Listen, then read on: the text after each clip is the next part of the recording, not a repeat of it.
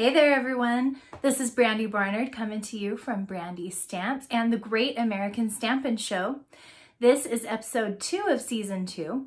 Last week for episode 1 we featured punches. If you didn't already catch that video, check that out. And Julie Selva was our winner, so go Julie, congratulations. But this week we have an all new round. So in this show, there are 4 different contestants and each of us are creating a project using the same product. So the product that we've been challenged with this time is gilded leafing. This is like a jar of super thin gold leafing that you can put on your projects, and it's really, really cool. What you do is watch each of the 4 videos. This one's mine, and then there are 3 others linked in my video description for you to watch. You click like or thumbs up on your very favorite one, and then we see who the winner is. So I'm not gonna lie, I love the gilded leafing. So I might have a tiny advantage. There was a lot of weeping, wailing, gnashing of teeth this week. People were not happy using the gilded leafing. So maybe this was a little bit of a challenge. I feel encouraged because that means maybe our new season brings an extra challenge to use a product maybe that you haven't ever used before. This was my pick, so I'm the one who chose this. This is a favorite product of mine and I have a lot of fun ways that I love to use it. So let's get started and check it out. So here is the jar of gilded leafing. This weighs like next to nothing. It feels like an empty jar. This stuff is incredibly lightweight. It's a metallic foil, but the leaves are just, I mean, they're incredibly lightweight. I don't know how else to tell you that. This stuff, I mean, if you even breathe heavy while you're using it, it's gonna blow everywhere. If you sneeze, this stuff is gone. So be careful while you're handling it. And that's pretty much the biggest tip I have for you. You can attach this to a project to any kind of adhesive. So what you're gonna wanna do is create an adhesive area and then lay the gold leafing down into it. So let me show you a couple of examples. On this one, I just did some stripes of the tear and tape. So I just unrolled it off the tear and tape roller, laid it down. I pressed the gilded leafing into it, sweep off the extra, and now I have like a cool striped background piece that I could use on a project. Here is another one where I have taken our adhesive sheets. This was a piece of crumb cake as well, and I actually just covered it with the adhesive sheet. Then I laid the gilded leafing all over, pressed down into it, swept off the extra, and now I've got this really cool, just textured kind of leafing on this paper. We have another gold paper. It's like a distressed gold paper. This is different because this has texture to it and it's got like a variegated gleam to it depending on how the leafing laid down. So you'll find on your projects that this gives you just more of a textured, more of a cool crafty look than that plain paper will give.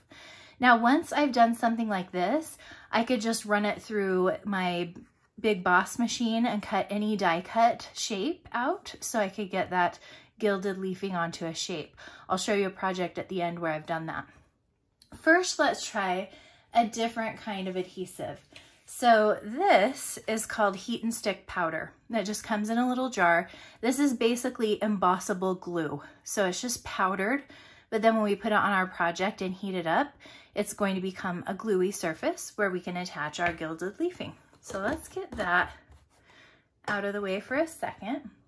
I'm bringing in a background stamp. This is the Rays of Light stamp, and I've got it on my big old giant block. This is the F block because it's effing huge, so I think that's why we call it that. Now, of course, if I'm embossing, I'm going to want Versamark ink. So I'm just going to bring it over here to my stamp. I'm inking all over. Anytime I use a background stamp, I like to do it this way where I've just got the rubber facing up and then I can manage my project from there. So I'm going to lay my cardstock piece right where I want the image, right about here. Let's pull in a piece of scratch paper so that I can press into the stamp and get all that Versamark on there. Now, of course, this side of my paper has some ink now, so I'll use the clean side as a shield here while I am using my gold leafing. So I've got my image stamped there now, and I want to work quite quickly at this point because I want lots of the heat and stick powder to stay on here. The more gluey area, the better. So I'm just getting it all over. Okay, that's some good coverage. I could even do something like this, where I bring it over and press down into it.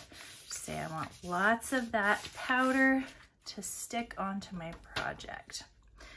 Okay, let's get the excess off. Sweep the extra powder right back into my jar for next time. And now emboss. I'm just going to melt this. You can hold it fairly close, but once it starts melting, move away from the area that's already melted. If you overheat it, you're gonna kill the glue. This is all shiny and gluey. I'm pulling in a scratch paper again to work on. And now let's go to the fun part. Now, you can't be afraid of making a little bit of a mess, but obviously, I mean, you don't want it to be crazy.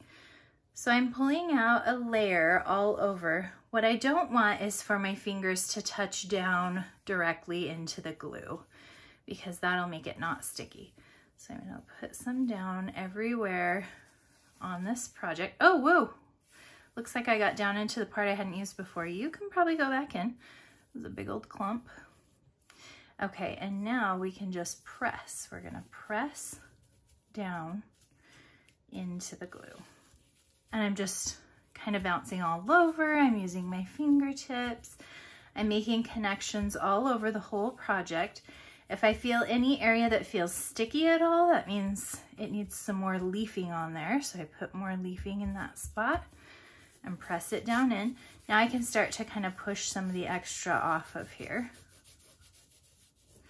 And of course, start putting some of these big chunks back into my jar.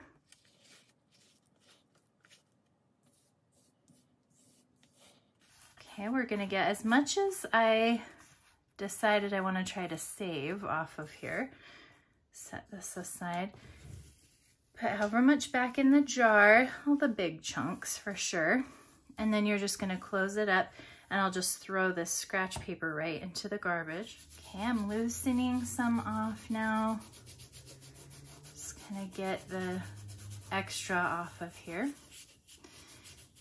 And then you're gonna want some kind of a brush to work with to help you get all the extra off.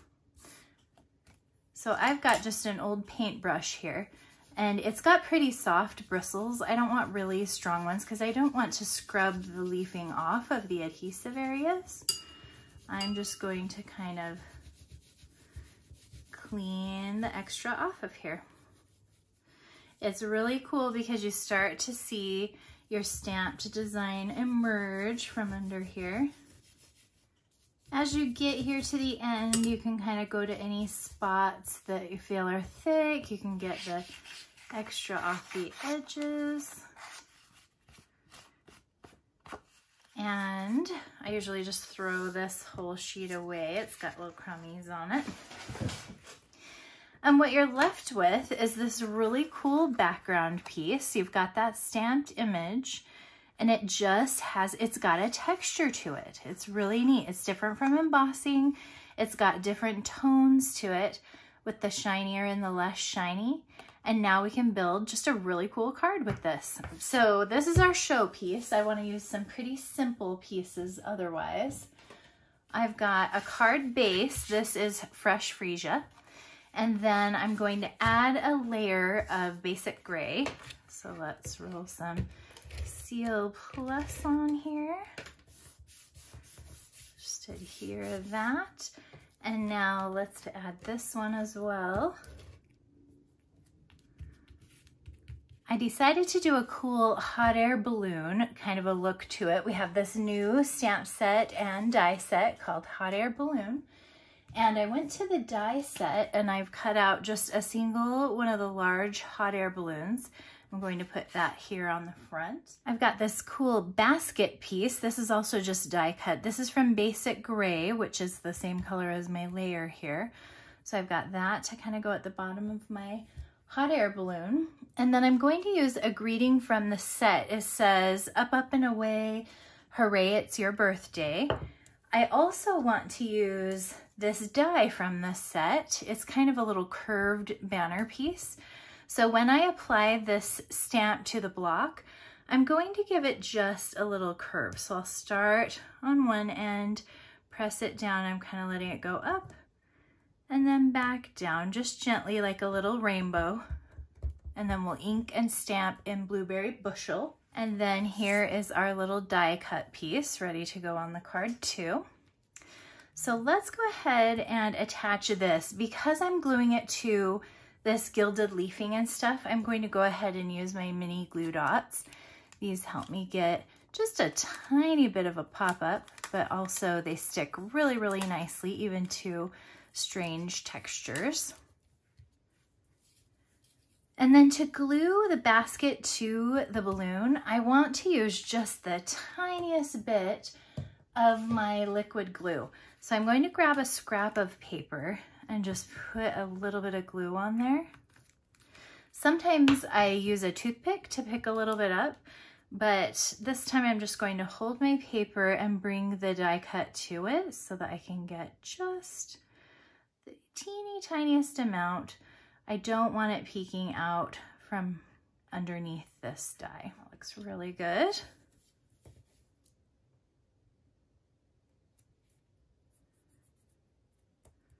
Perfect. This is also going to stick down to the edge of my words just a little, so I'll scratch up a little bit of glue on the edge of the bottom too. And then I'll use a few dimensionals, maybe just 2 at the top and 1 kind of down here.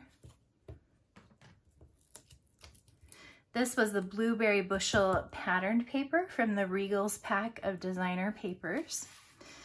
And now I'm just going to decide where I want to position this balloon. I kind of want it to cover the little sunburst bit. I want the basket to barely touch down onto the greeting and to stick there. And then just to finish this card up, I'm going to grab my pastel adhesive backed sequins. I think these are kind of awesome the way that whatever color you put with them, it kind of like looks like that color. So these are quite pinky, but once I put them on this card, they definitely have the look of the freesia. So we'll put one up here and then one of this. Oh, I keep flinging them. I'm using a funny, like an old piercing tool. I should have my take your pick tool. That's my recommended. Okay, so this is my card. I hope you get a vibe for that very fun texture that is on this card front. It really is kind of a wow factor. Now, I was telling you at the beginning of this video, talking about the different ways to use the gilded leafing. Another favorite way is to just cover a whole piece of paper with the gilded leafing. And I do that using our adhesive sheets. And then you can die cut from there. And so here is a second sample, also using the same stamp set that does just that. So I've done a die cut here. This is the same balloon, same little basket, same greeting. I just did it straight on this one instead of curving it. And I've got 2 cool uses of that gilded leafing on my hot air balloons.